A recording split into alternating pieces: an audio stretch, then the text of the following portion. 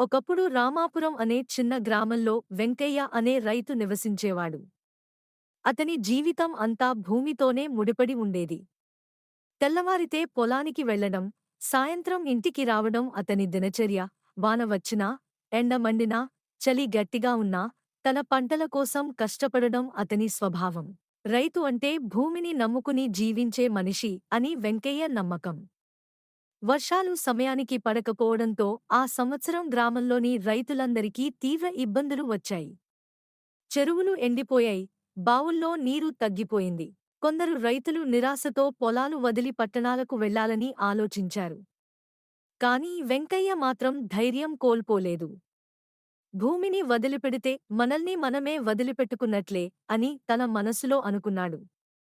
అతడు తన పొలంలో తక్కువ నీటితో పెరిగే పంటలను సాగు చేయాలని నిర్ణయించాడు. పెద్దల మాటలు విని, పూర్వీకుల అనుభవాన్ని గుర్తు చేసుకుని, సజ్జ, జొన్న, వేరుశనగ వంటి పంటలను ఎంచుకున్నాడు. అదేవిధంగా వాననీటిని నిల్వ చేయడానికి పొలంలో చిన్న గుంటలు తవ్వించాడు.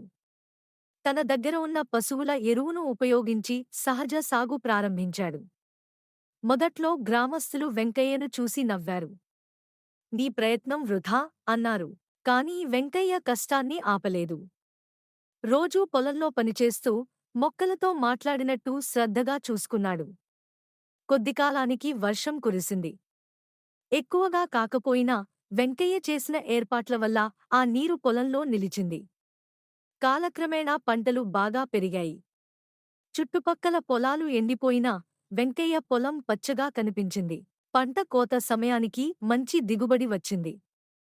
వెంకయ్య తన కుటుంబ అవసరాలు తీర్చుకోవడమే కాకుండా గ్రామంలోని అవసరమైన వారికి కొంత ధాన్యాన్ని పంచాడు.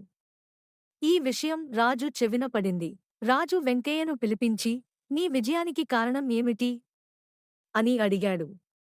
వెంకయ్య వినయంగా, భూమిపై నమ్మకం, కష్టపడే మనసు, ఓర్పు, ఇవే నా సంపదలు, మహారాజా అని చెప్పాడు.